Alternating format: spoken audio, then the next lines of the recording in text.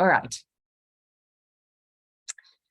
So today's writing circle, common errors in academic writing, is really important. So well done for being here. And there's a lot. I'm going to be covering the top 10 areas that I see in HDR students' writing.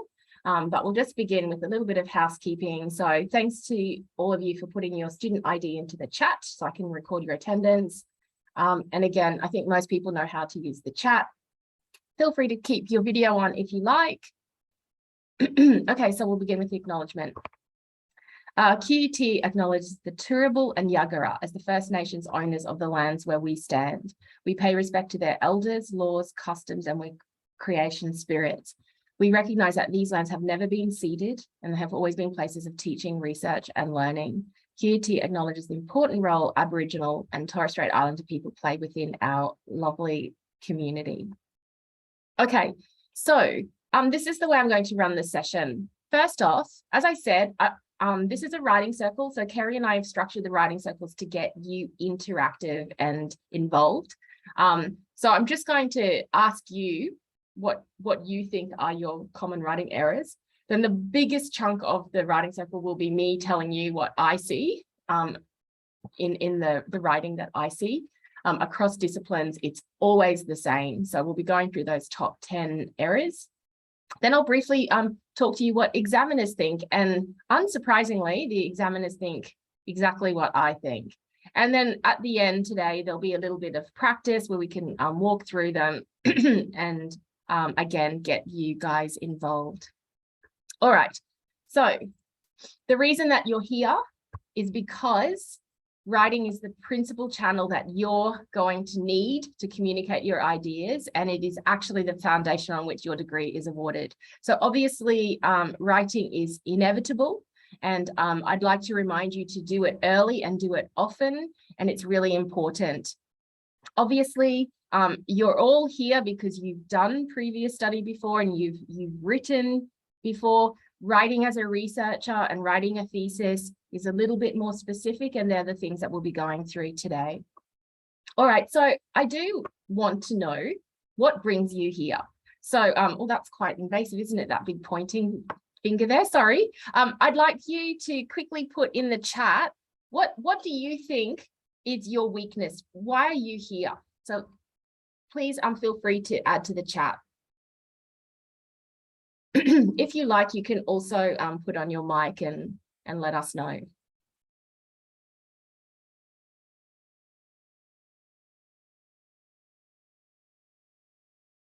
Somebody is typing away there, the reason that they've come here. What is your writing weakness? Thanks, Adeline. Adeline's saying not being concise. Jingjing is saying being repetitive, conciseness and clarity. Sharon saying tenses. Oh, tenses is a big one. Yes. Too many concepts into coherent paragraphs with good structure, not having flow or cohesion. Fantastic. Ian saying mixing tense, metastructure needs revision. Sumudu just wanted to get an understanding. Christine, to be too descriptive. Oh, absolutely. And that we call that being an invisible scholar, Christine. Mads just wants some tips, improving writing, articulating complex ideas, and Sentha, hello Sentha, needs help with coherence and linking sentence. Okay, fantastic. It's like you've written the workshop for me. Well done. As I said, I will be talking a lot. This is being recorded. I will send you the slides later. A lot of the links to the slides are clickable. But yes, I've tried to make this really relevant to you as a researcher, as opposed just to general academic writing. Thanks so much, everybody. It's really helpful when you do get involved. And just for those people who have come a little bit later, do have some of your own writing in front of you so that you can refer to it later. Oh, okay, I actually should have had that slide on. Okay, so thank you again for doing that. All right, so the next part is as the language and learning educator with the GRED team, I have identified common problems. And as I said to you, I meet students in a one-to-one capacity regularly, and also just, you know, in situations like this. regardless of the discipline, regardless of your faculty, these 10 areas are common. Okay, so that's why it's such an important writing circle for you to attend. All right, here we go. I'll break them down and we'll do them one by one, but these are the top 10. Some of them connect, they overlap, and I'll be talking to you about them, but we're going to start with the most, I don't know if it's the most important, but one of the really key ones, which will also engage your reader. Number one, topic sentences leads to engaging your reader. It is also leads to organization and the connection of your whole paragraph. So topic sentences. Let's start with the number one common problem, which is a topic sentence. Okay, right. So sometimes when I read a student's writing, I think I'm reading a paragraph about a banana, but by the time I come to the end of it, it actually turns out they were wanting to talk about kiwi. As I want to stress to you that one paragraph should be one topic, and that paragraph needs to tell the reader in the very first sentence what the topic is.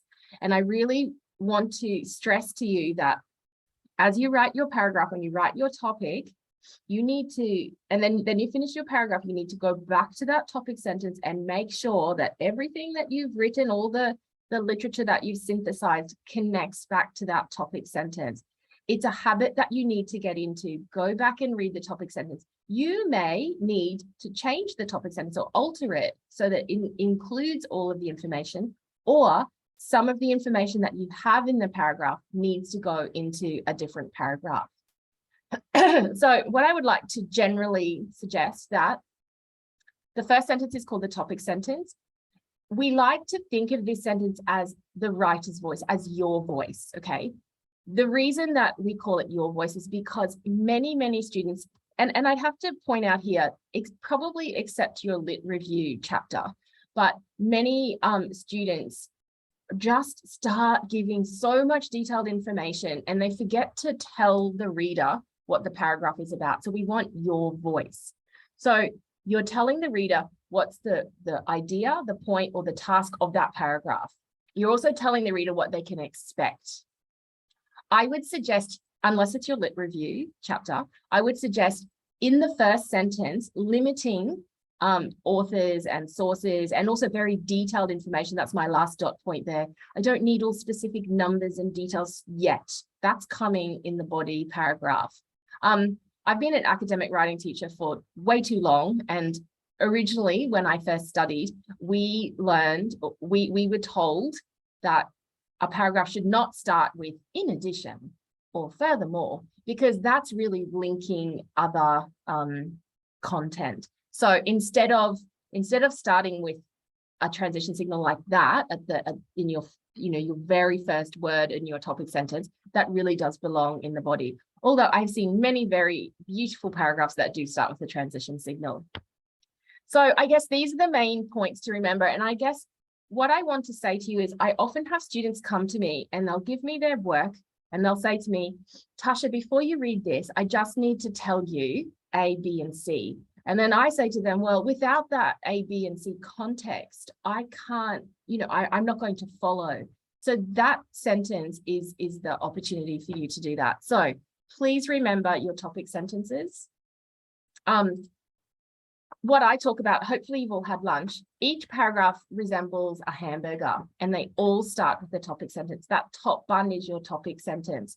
All of the information in the middle, they're your fillings, and then we call the bottom bun is really like your concluding sentence. Although I'm not strict on having a concluding sentence in every paragraph, but I think when you can put a concluding sentence, which is really showing the reader why you've just given me all this beautiful information, which is the body of your paragraph. So it ends with a "so what?" Okay, how is this relevant to your research topic or your participants? Okay, and you keep it connected to your topic. Hopefully that makes sense to everybody. So I'd like you to, if you are able and you have your writing in front of you, have a look at some of your paragraphs. have you got a clear topic sentence? In the next point, I'm going to talk about the length of sentences as well. I also, just while you're looking now, how long is your topic sentence? Is it 5, 6, 7 lines? We don't want a really long sentence either. We just want something very clear that's telling the reader. So I'll ask you to do that. And you can just look at these dot points here. Please feel free to ask questions in the chat or with your mic if you need to.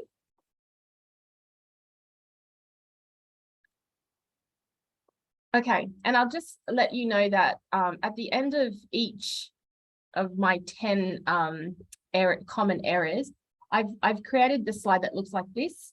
So on this slide, we have recommended workshops and writing circles, and also we have a heap of online resources.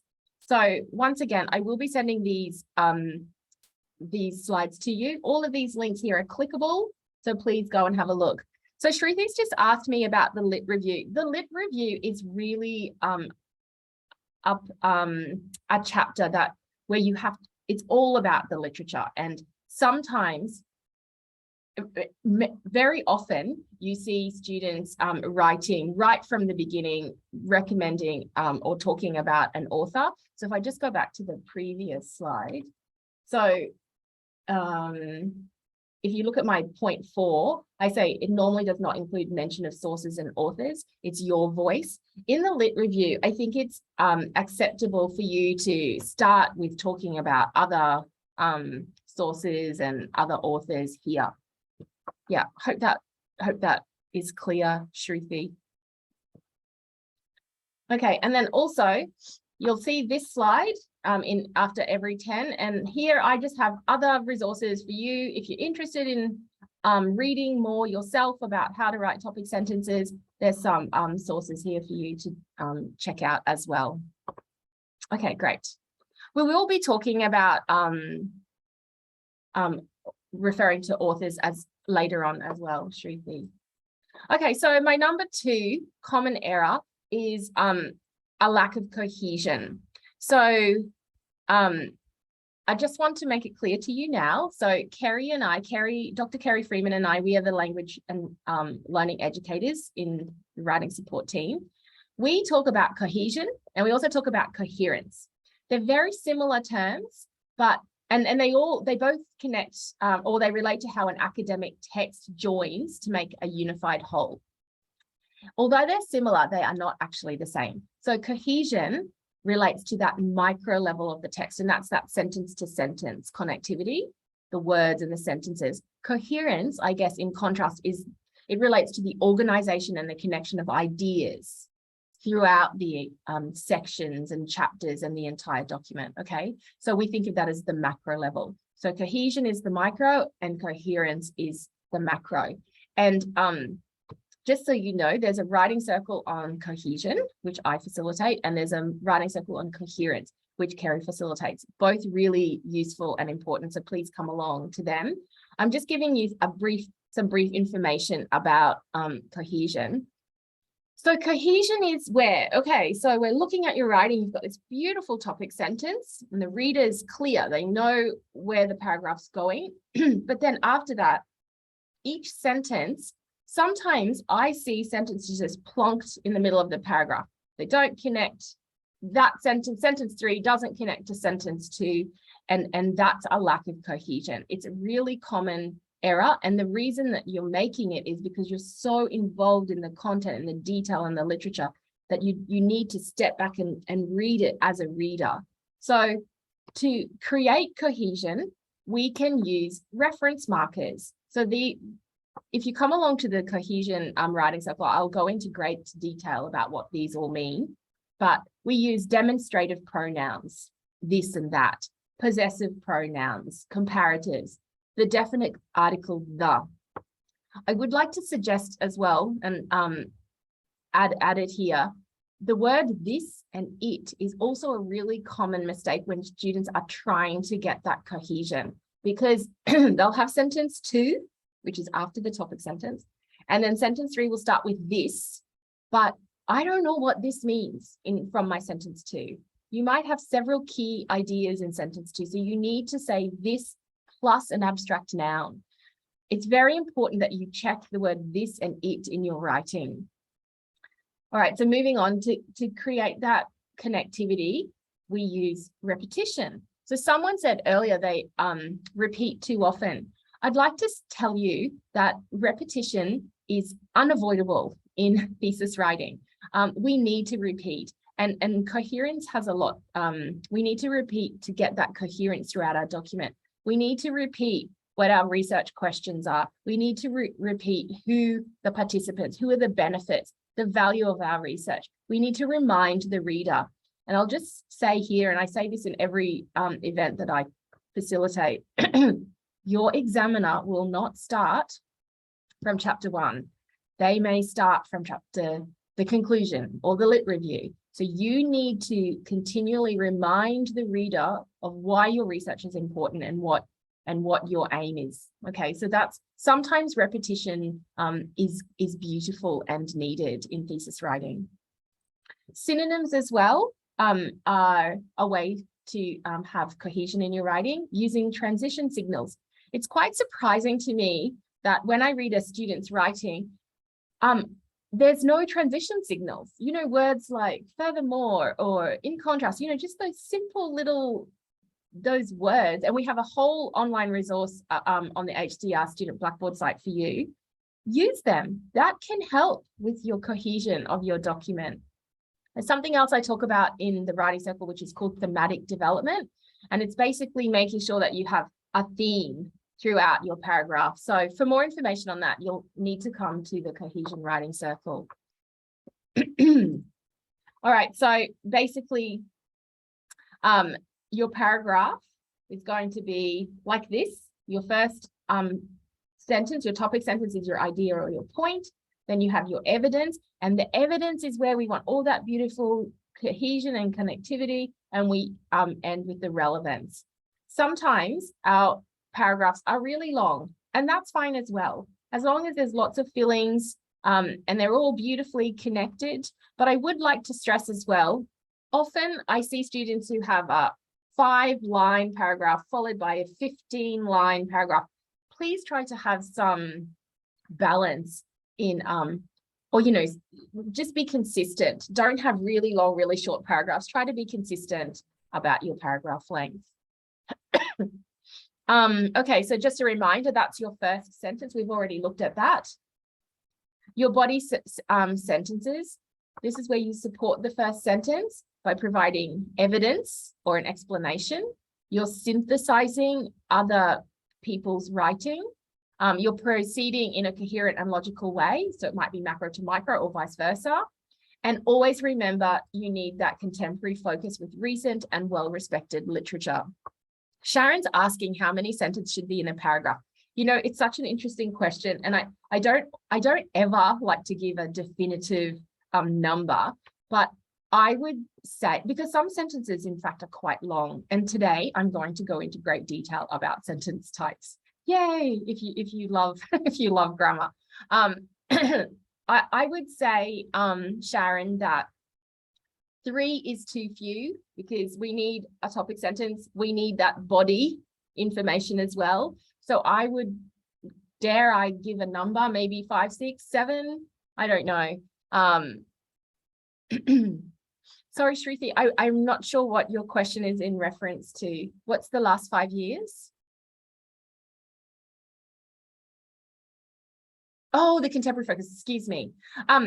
Again, that's a really good question. It definitely should be within 10 years. Some seminal authors, if you're doing law or, you have some really seminal authors that are from 1984, that's completely fine. But if you're doing IT, you need the really up-to-date, relevant, but within 10 years, absolutely.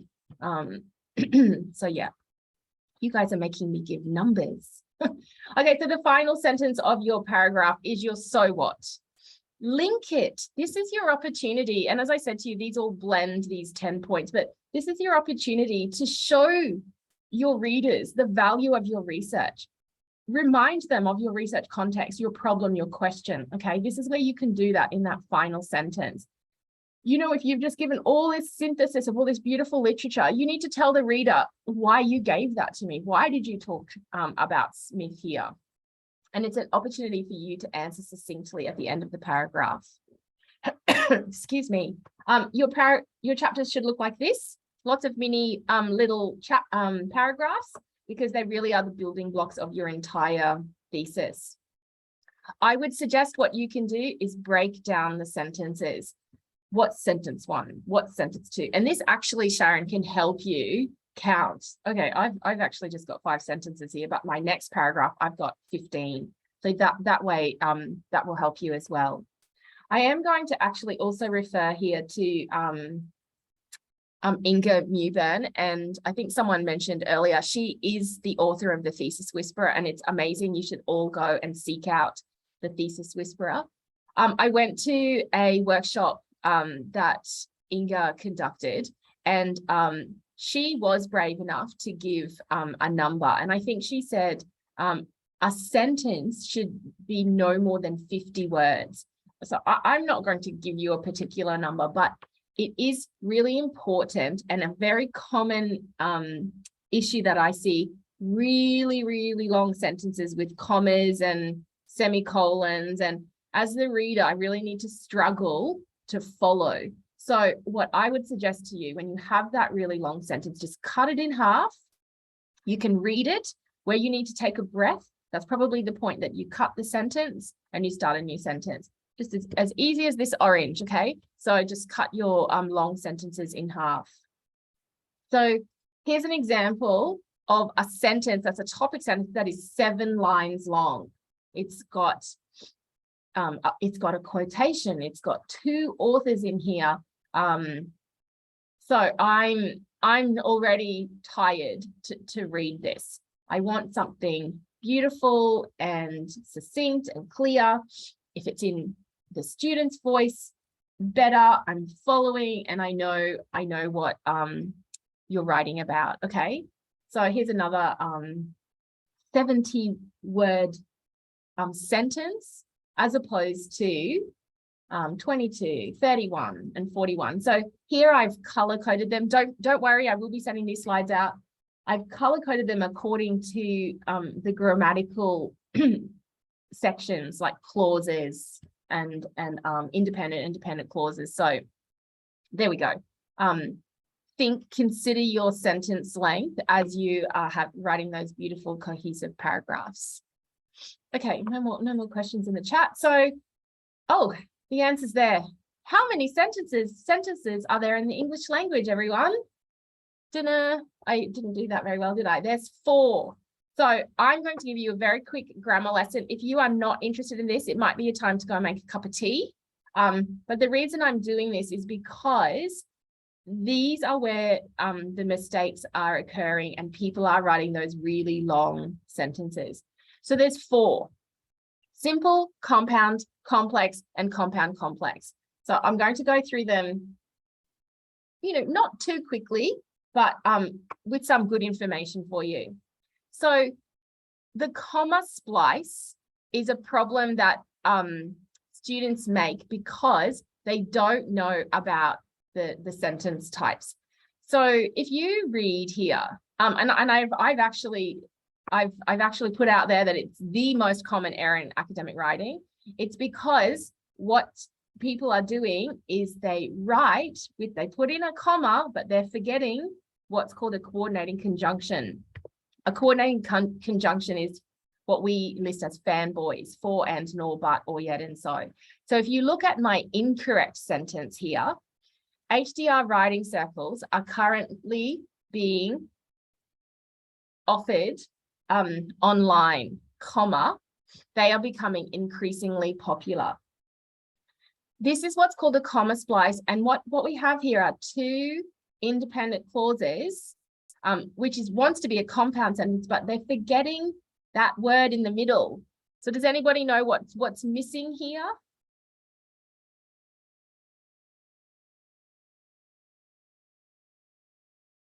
Great. It's that simple.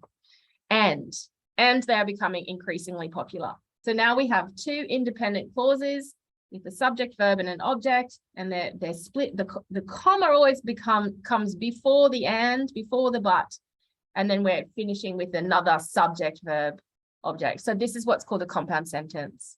Okay, next is something called a run-on sentence. Run-on sentence is so common. Have a look at my incorrect example. HDR writing circles are currently being offered online. They are becoming increasingly popular. Can you see? It just keeps going. Again, this is incorrect.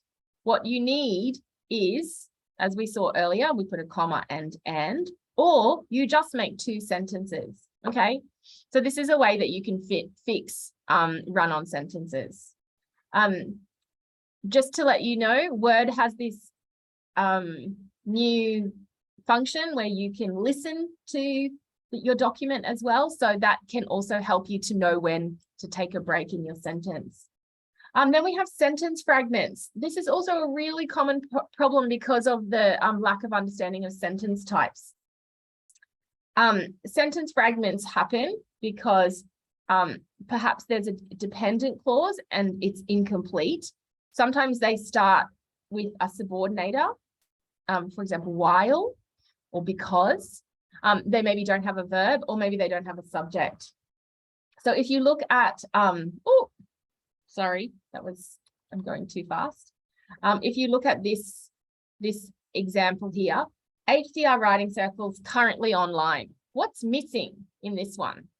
Have a look at those 4 dot points. Which one is it here?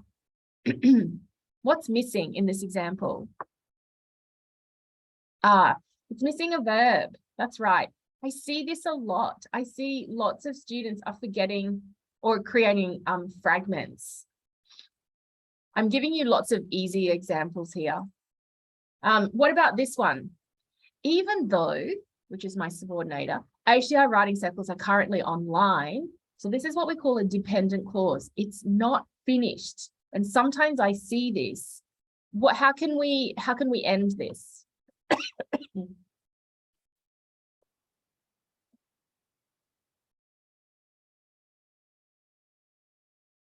Even though HDR writing circles are currently online, how can we finish that sentence? There are hybrid options available. Fantastic. Great. Fantastic. So lots of different examples. Then we have the comma splice. Okay, so coming back to that comma splice that I talked to you about before, I want you to tell me which one of these is incorrect. Is it A or B? Just put it into the chat for me. Incorrect. Thanks, Sharon. Great.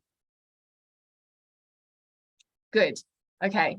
Now we're going to look at a run-on sentence. Which one is incorrect?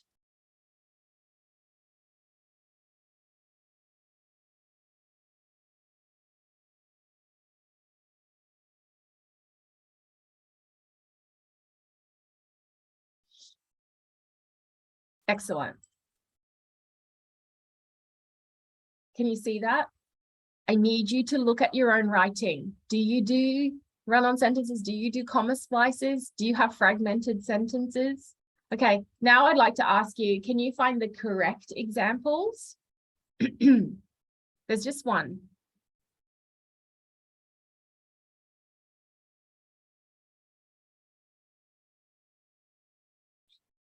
Okay, great.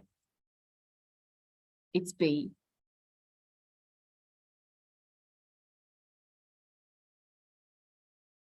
I think I've just put it in to make it clearer for you.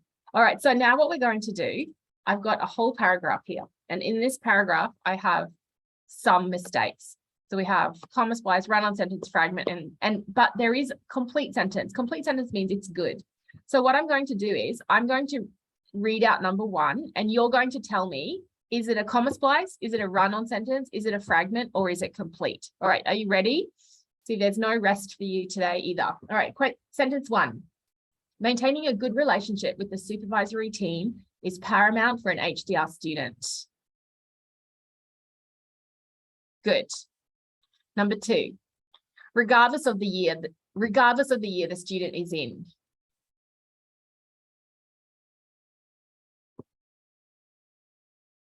Well done. Number 3, students should follow the advice of their supervisors. They should take notes during meetings. What's number 3? Oh, you guys are awesome.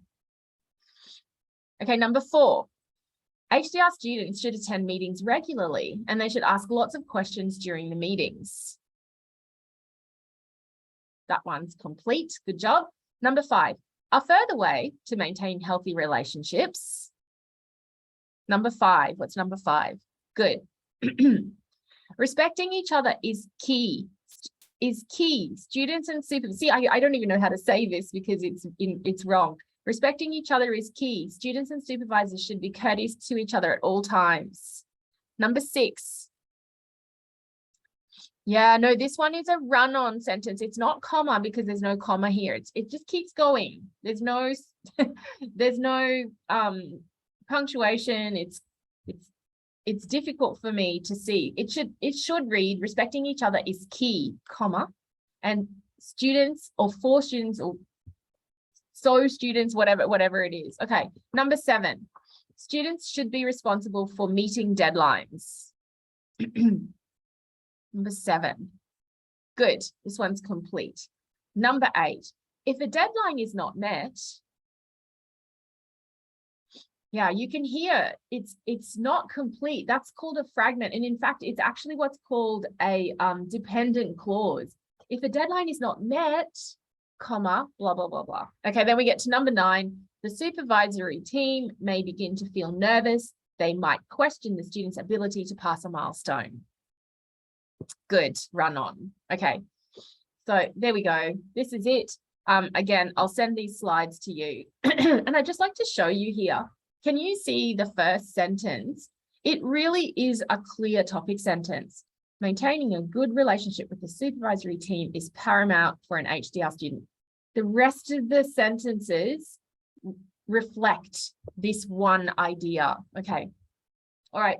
So again, please go and have a look at all these clickable links. We have some great online resources about sentence structure, and then all those wonderful transition signals that I said people are forgetting to use. So more things for you to read about cohesion in paragraphs. All right, thanks everyone. So we're moving on now to coherence. And as I said to you, coherence is that macro level, okay? And that's having your ideas, your research reflected throughout the document. Your writing needs coherence. It focuses on the connection of ideas, developing, supporting your argument, synthesizing, integrating readings, and really importantly, organizing and clarifying your ideas. We often think of it as that thread throughout your document. I've actually heard it termed the golden thread as well, but sorry, I have a blue thread here.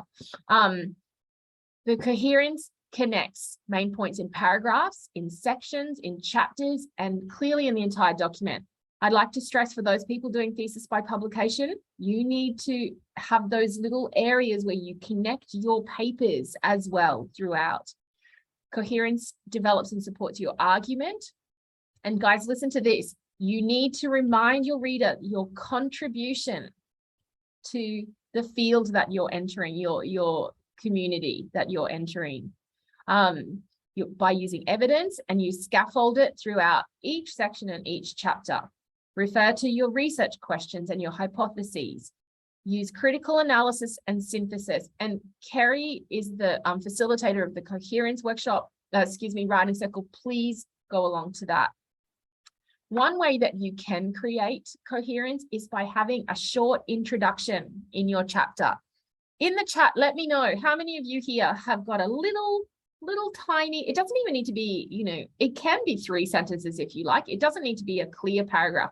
But do you have a short introduction at the start of every chapter? Let me know in the chat if you do. Great. It's something that you may want to talk to your supervisors about, but I think it's a great opportunity for you to maintain that coherence throughout. If you look at this one, And I want to stress here the tense used as well. Look at this. This chapter provides, it's what we call present simple. The second sentence, it provides. The third sentence, it also considers, blah, blah, blah. So you're telling the reader exactly what's going to happen. The last sentence says, the chapter concludes with an overview of how each of the 3 studies within the program of research addressed the research objectives that were identified in chapter 1 and the research questions identified in chapter 2. It's giving that beautiful flow. The reader's connected. Oh yeah, we're going to refer back to chapter 1 and chapter 2. Something else that you can do is have a summary at the end. So again, I think they balance each other. It's not a conclusion, everyone, because a conclusion is an actual chapter. We call it the summary, okay? Again, check the tense. Here we're using what's called present perfect. This chapter has outlined blah, blah, blah. And then if you look at the last sentence, it talks about the next chapter will document blah, blah, okay? And it's just giving the reader that wonderful idea about what's coming. Something else that you can do to create coherence is use subheadings. We're going to have a practice now. Headings and subheadings, they're so useful, and they help the reader identify key concepts that support your ideas. They're a signpost. Like when I see a subheading, I stop and I go, okay, well, what's this about? Sometimes I see 10, 11, 12 paragraphs all in a row and I get an immediate headache. But if you split that up with some subheadings, you'll maintain my interest, and I'll keep reading. Subheadings can also tell your reader what's important. Okay, so they're really useful. If you're unsure, talk to your supervisors. I want to remind you that you should always make sure that your table of contents and your subheadings align, because sometimes we get so excited and add another subheading and we forget to format our table of contents. Okay, we're going to have a practice. Here we go. My subheading is Research Design Framework. I want you to read A and B, and you tell me which is the best first sentence under this subheading.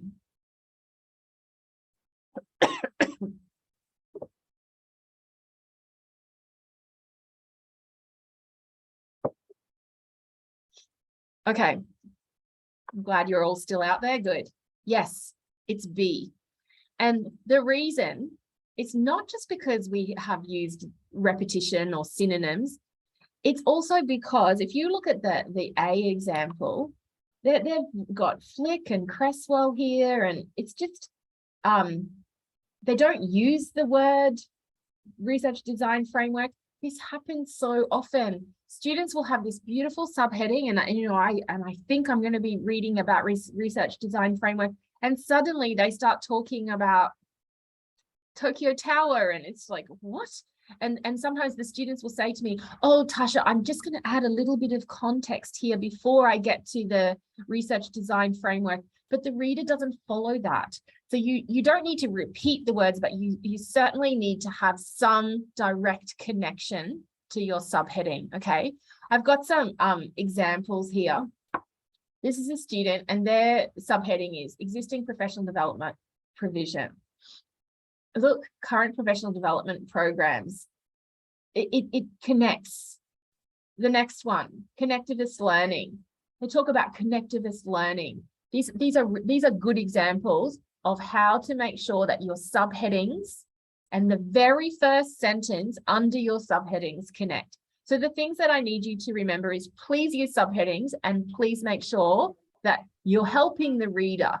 Don't give them a whole history before you get to connectivist learning. Go straight to it, and you can give the history next. Is that clear, everyone? Hopefully that's clear to you, because it's really common. I see that very commonly. Again, you can click on to attend the webinar. We record everything. Confidence has just asked, hello Confidence, nice to see you out there today. Confidence has asked if you should have a summary for every chapter. So I would like to suggest that that's a conversation you have with your supervisor. The way it works, it's you, your supervisor, and then me. I don't, I think my advice should be under the supervisor. However, I would like to remind you that this is your research, this is your thesis, and at the end of the day, it's got your name on it.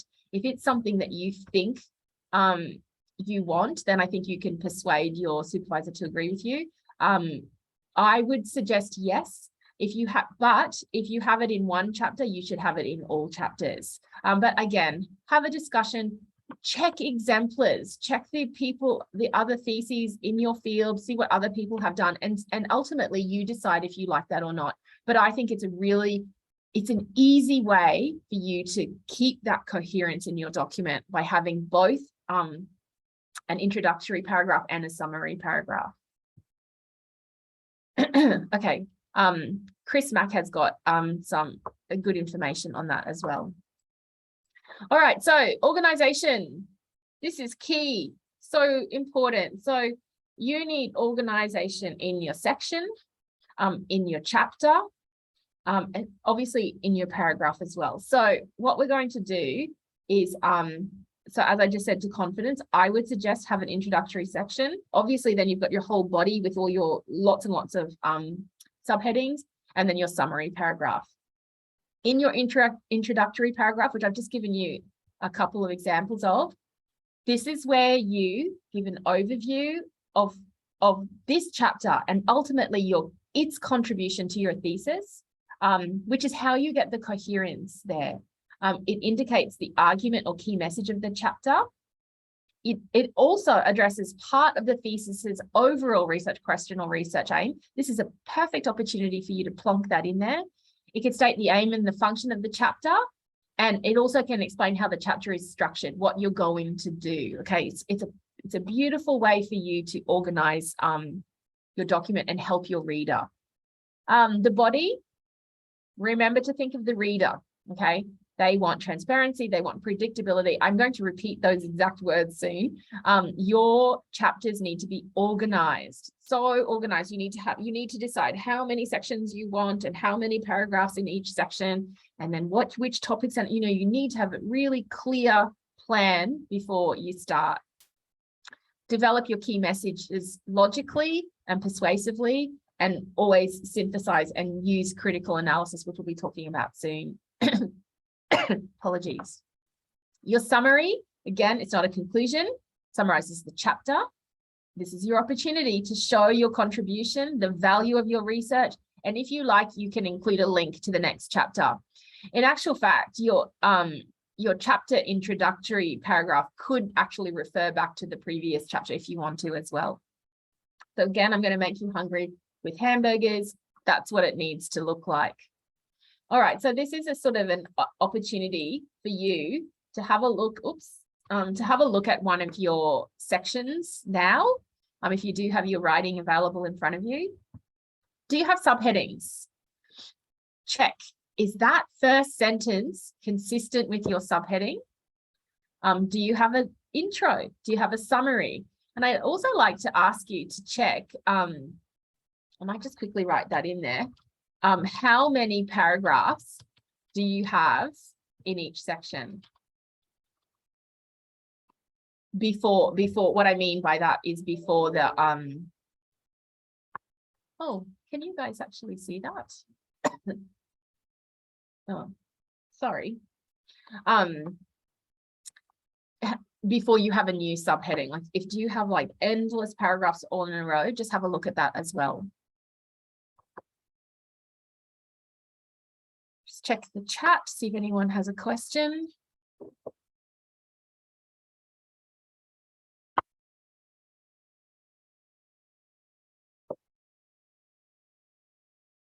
Okay, and when I send a follow-up email, I'll attach this document. It's called Organize Your Writing Handout, and it's basically reminding you have that introductory paragraph. In my section, my first section, what's my heading? What's my subheading? How many paragraphs will I have? What's the topic sentence for that first paragraph? You know, it's just a way for you to organize your writing. So I'll make sure to attach this document. Okay, again, clickable links for writing circles and workshops. And not only links for registrations, because we are coming towards the end of the year, believe it or not, but also recordings of our events. And again, some more information. If you don't know the Manchester Phrase Bank, I'm going to talk about it soon. You need to find out about the Manchester Phrase Bank, because this can really get you unstuck when you're nervous about how to start a sentence. So we'll talk about that soon.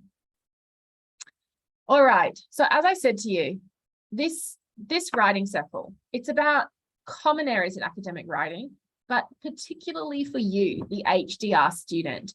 And your job is to convince a reader that your research is important. What happens often is there's a lack of critical voice. So, excuse me, if you don't mind, I'll just read this for you. As an academic writer, you are expected to be critical of the sources that you use. This means questioning what you read. You don't necessarily agree with it just because the information has been published. Being critical can also mean looking for reasons why we should not just accept something as being correct or true. I won't go on, but that's what your job is. So here are some examples. You need to explicitly tell your reader, show them you're being critical. This finding is significant. Previous findings on this issue are problematic because use sentences like that. Excuse me. I want to show you this. These are the guidelines that your examiners get. And I've got the MPhil here and the Doctor of Philosophy here. Again, I'll send this out to you with links for you to follow this. Don't you think it's important to know their guidelines, what the examiners need to do? And for both of these, number one is, the first point is, at QUT, the main purpose of graduate research is to encourage independence and originality of thought in the quest for new knowledge. So that's why it's really important that you have that critical voice. I've read this wonderful article by Kamler and Thompson, and they talk about researchers being that invisible scholar. That's why we want to remind you, you need to use your voice. By using your voice, you're adding to the value of your research. You need to be critical of the literature, and you need to make judgments based on what they say.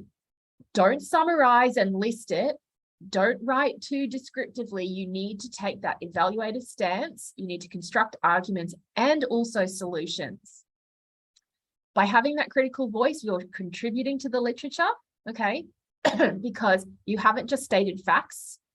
And you can also give judgments on the significance of previous findings, as well as your own findings when you're at that point as well. So really, really important to have a critical voice. Okay, so some more links for you to have a look at, and these are some extra resources as well. Excuse me, everyone, I'm so sorry. All right, we're halfway through. So number 6, common error is people forget to engage their reader. I often joke that I need to have a tattoo on my head that says, don't forget your reader, please remember your reader. So who is your reader? Who's your audience? Well, the good news is, I guess, it's your supervisors, your examiners, maybe your family, maybe your neighbor, your favorite aunt, and also a select audience of specialized academics. That's good news. I found this great 10 list from Clinton Golding, who's written a book, Advice for Writing a Thesis, based on what examiners do. And there's all these great points here, but I think number 4 really connects to this 6 common error. Remember that your examiners are reading your document, your thesis, as an academic reader, but they're also reading it as a normal reader. Okay, so you need to help your reader. Continually remind them, what's your aim? What's your question? See, I told you all of these things overlap. What's your hypothesis? Why is your research important? Who is it important for?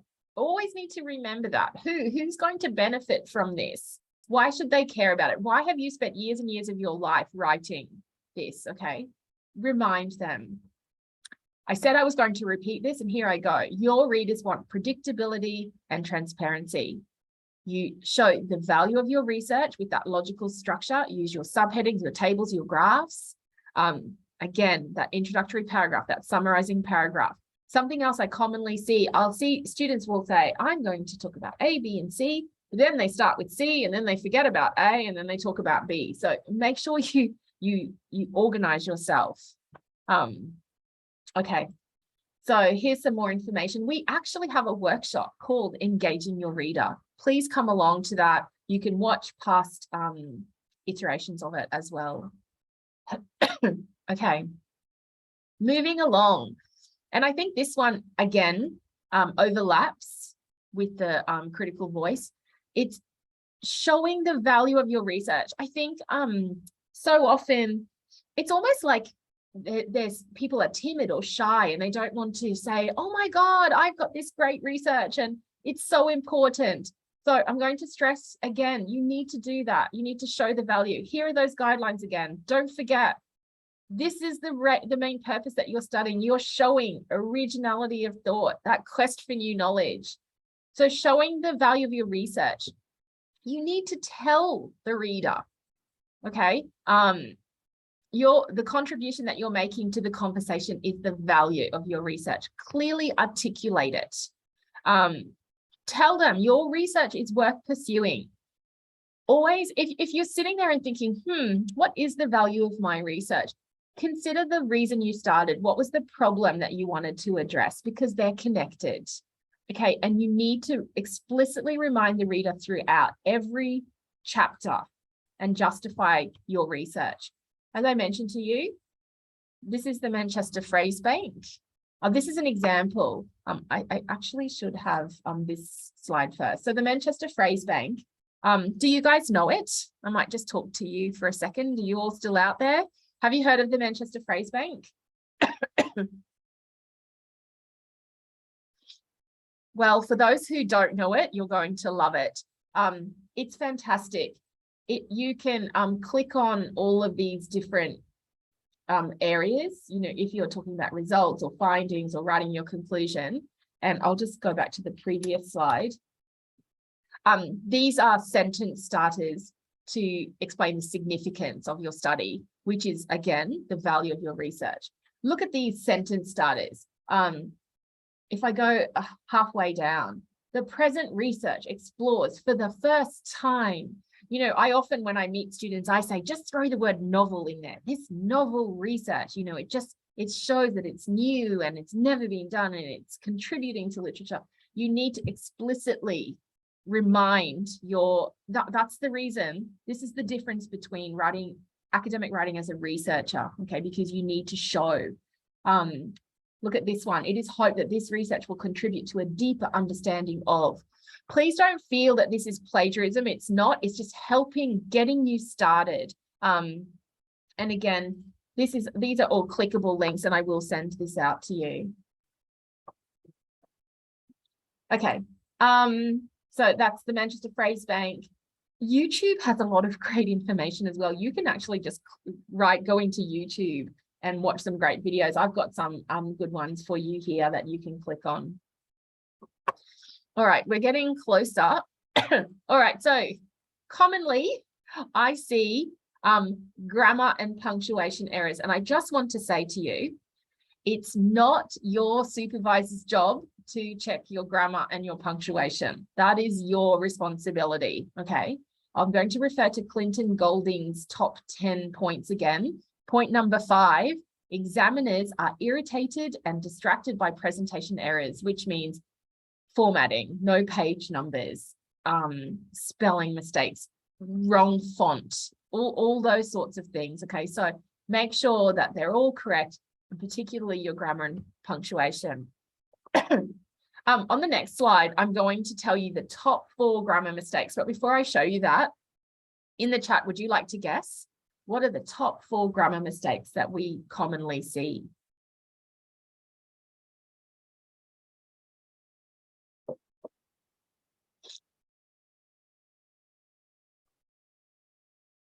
Shruti saying tenses and plural. Absolutely. Sohan, invalid use of comma. Absolutely. All those comma splices and run-on sentences. Okay, let me share with you. This is just, of course, my opinion. The use of articles, and the. That's an article or a no article. Articles are obviously, in journals, but that's not what this word refers to. It refers to the and the. The is called the definite article. And are called indefinite articles. If you misuse these, your writing is flawed. You need to have flawless articles. It stops the flow of writing. The best way to improve this, and as I said, it's not your supervisor's job to fix this. The best way for you to fix it is to, as you're reading, check the literature. If you have a common noun that you repeatedly use, figure out, does it need a the? Does it need an like figure it out and remember and get it right. The next one is tenses, as someone was saying. Tenses is so important, especially in a thesis. We have this great document on the HDR student Blackboard site. And again, it's a clickable link in these slides. It tells you which chapter needs which tense, and there's lots of examples. So you need to make sure your tense is right. Then we have prepositions. Prepositions, sometimes my students will say, is it in, is it to, is it for? And I'm going, oh my God, is it in? They're confusing. And sometimes they're interchangeable. So you need to make sure that they're correct. And then there's active and passive. I go into active and passive in greater detail in a workshop that I do on academic vocabulary. We don't have time today, but I would just like to say passive structure is okay, but many of your supervisors and many people prefer to not overly use it. So, as I said, if you misuse your articles, your writing will not flow. But the good news is read, and your articles will improve. Your tense. Which tense should I use? So we have so many tenses. I've just written a few here for you. But the good news again, this online resource, it will tell you what you should use. And not only which one, but they'll give you examples as well, diagrams, figures. So please make use of this great information we have on the Blackboard site. So again, here you can click on all these links and it'll take you there. Okay. Sharon, I'll send it to you. But if you just go to the HDR Student Blackboard site, it's on there in the online, it's called online resources. No worries. Lots of information on grammar and punctuation here for you to follow up. And if English is not your first language and you do make these mistakes, it really is worthwhile figuring it out and improving. All right, so then the next one, really problematic, is not choosing the correct word or using the register that's not formal. So vocabulary is really important. I have a workshop on academic vocabulary. I won't go into detail now, but there's so many ways that we can improve vocabulary.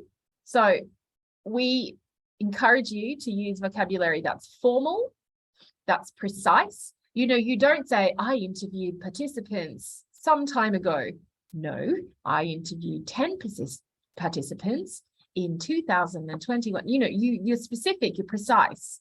Be clear, be succinct, be objective usually and impersonal, but also strong. Choose your words carefully. I've got some examples here, but again, I do go into greater detail in the vocabulary workshop. Something I guess I'd like to point out is this third point here is it's very common when we speak, we use phrasal verbs like get rid of, take care of, get into, look after, and they're wonderful. We need them, and our life functions on phrasal verbs. In academic style, we prefer to use that one word academic alternative. So if you feel that you have a tendency to use phrasal verbs, please consider what would be that one word and change it as well. Personal pronouns I have down here. So people who are doing qualitative research or practice-led research, I don't know if there's any DCI people out there today, Doctorate of Creative Industries, you may be using I a lot, and that's completely fine. However, I encourage you to limit how often you use your personal pronouns as well. And just have that conversation with your supervisor. So we have subjective language. I see words like surprisingly or fortunately. It's really not academic. Cliches and idioms in general, in English, they're not considered academic, although other cultures do consider cliches and idioms academic. So that's also a conversation that you can have with your supervisors. We don't use contractions, and yeah, clickable link for more information. I've got a couple of examples here. If you look at this, the method was a little bit tricky. That's slang, it's not good. Lots of evidence. That one's probably okay, but it's a phrasal verb. Oh, excuse me. Cut out.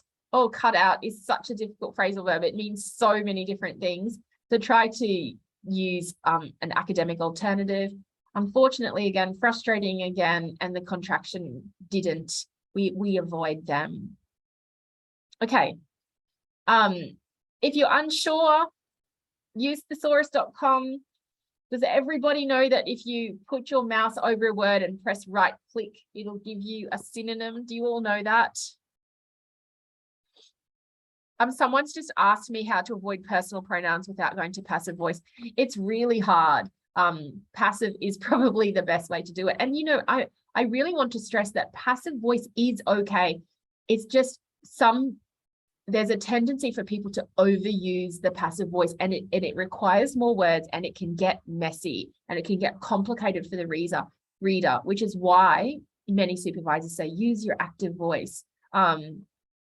So yes, come along to the academic vocabulary workshop and we'll be able to answer that in more detail. Okay, so again, all these clickable links for you, some more information. The academic word list is also amazing, so go and have a look at that as well. All right, the last one, the last error I'm going to do today is people forget to edit and proofread. It's so important. It's really important. The writing process, it's iterative. You do a draft, you revise, there's another draft, more revision. You know, when I sit down with a student and we look at it, sometimes I can sense their frustration because I go back and then we go back again, and then we read it again, we go back again. And I think they think, oh, come on, let's just move along. But that's what you need to do. You need to go back. Does that topic sentence connect? Oh, hang on, this information really should be in this paragraph. You need to always go back, edit and proofread. Okay. You need to look for the common thread, look for that logical flow. Is there value? Is there evidence of the value of your research? That's what you need to proofread for as well. And I want to remind you, it's not what you do at the end. You need to continually proofread. Okay, it's part of the writing process. As you're proofreading and as you're editing and looking at your writing, what you're doing is you're building your evaluative judgment skills. And this is actually a skill where you look at your writing and you go, that's good. I like this. Oh, and if you look at somebody else's writing and you look at this and you go, okay, I could maybe improve my vocabulary here, or maybe I need more of a critical voice here. I'm describing too much. Think about all those things. You build your skill to evaluate the quality of your work. Okay. So we have an actual writing circle called Proofread Your Writing. So please come along to that or have a look at the past webinar. Okay, so some more useful resources for you. So now what I'm going to do is briefly talk about, so that's the top 10. I told you it was going to be the most of today's session. Now we're going to talk about the key academic writing problems identified by examiners.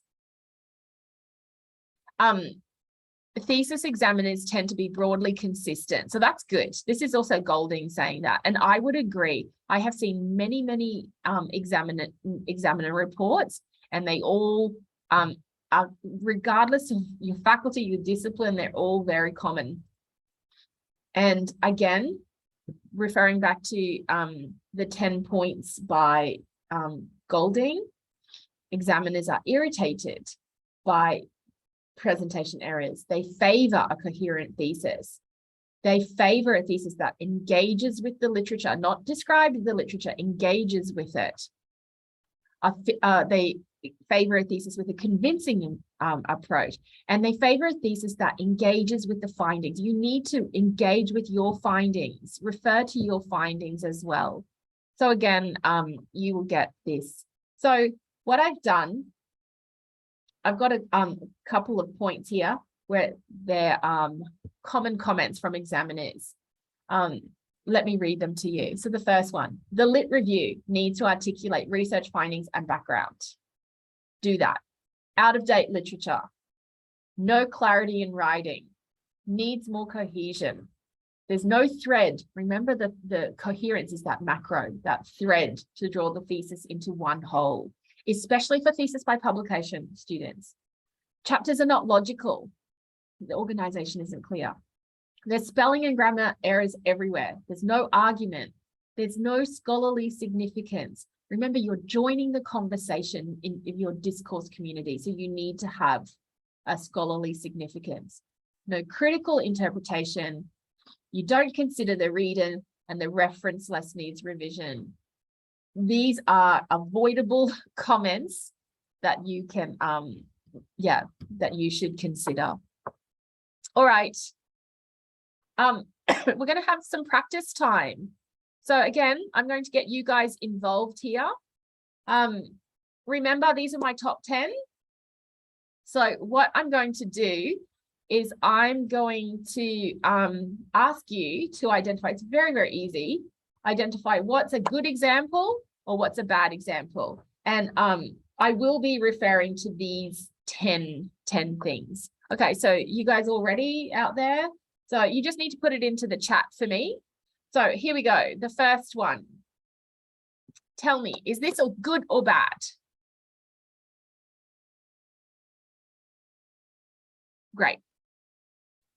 And of those 10, which one is this? Is that too hard for you? Yes, it's bad. And it refers to academic vocabulary. Yeah, or being emotional. Good. Being too subjective.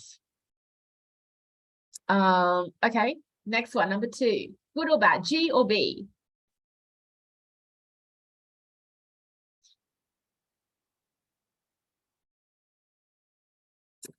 Oh. Number 2 is actually, it's good. It's telling the reader, as discussed in chapter 7. So you're telling, oh, sorry, that little comma thing maybe put you off, but it's telling your reader, oh, I've already talked about this. Okay, so it's good to do that. Remind your reader. If you're in chapter 8, remind them where you read that. Okay, number 3. Good or bad?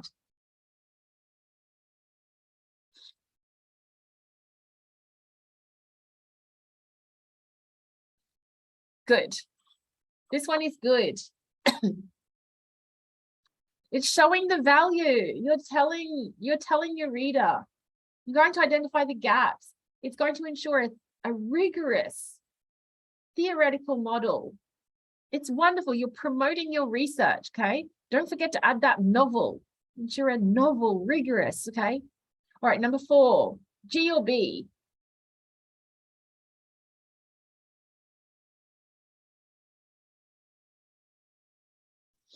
Yeah, Sharon, I agree.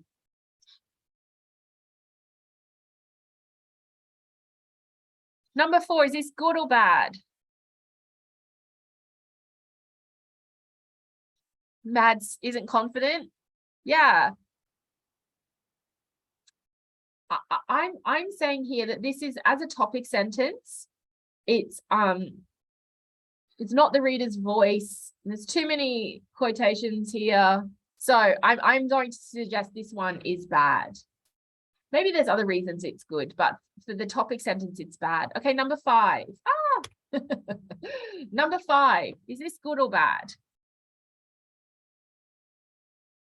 Remember, it's the introductory paragraph for chapter 3.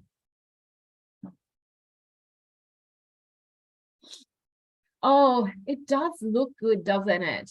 And it really does have some really good ideas, but in actual fact, the tense should be, this chapter provides, it considers, it concludes. Yeah, so sorry about that. You really need, it's a great idea to have this as a paragraph, but we really need to make sure that the tense is clear. What are we up to? Have I finished? Oh, there's one more. Number 6. Is this good or bad?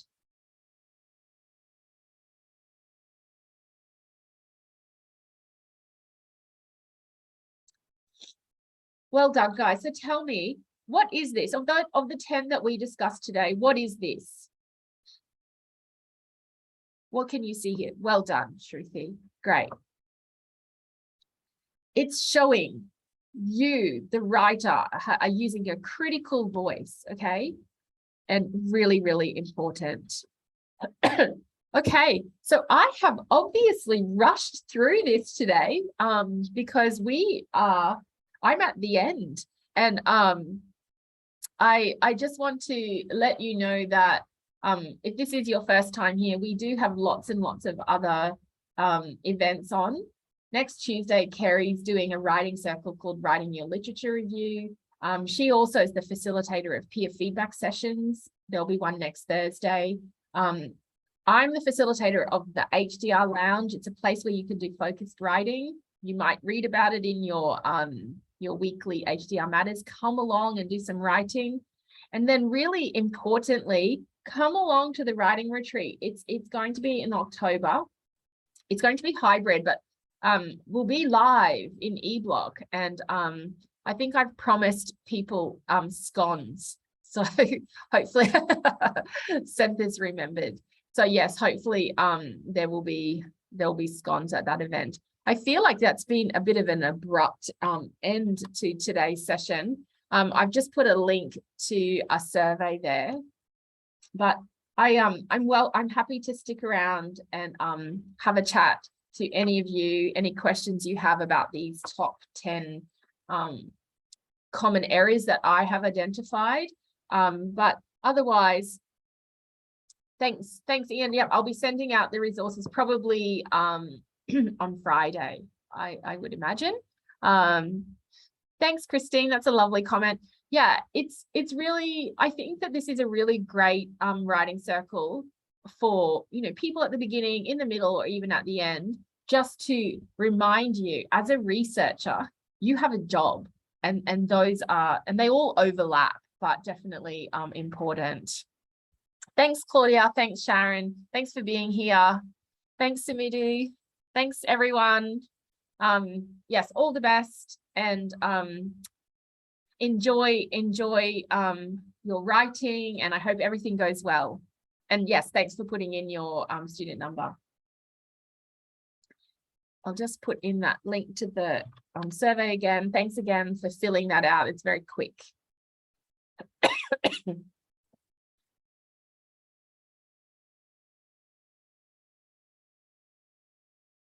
Thanks, guys.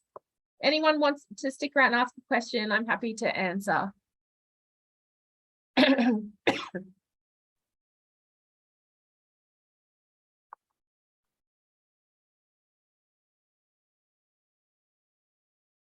Thanks, Santha. Yes, Mads. Yeah, we'll definitely forward the slides. Mads, would you like to put on your mic? Hope you don't, I'll just stop the recording.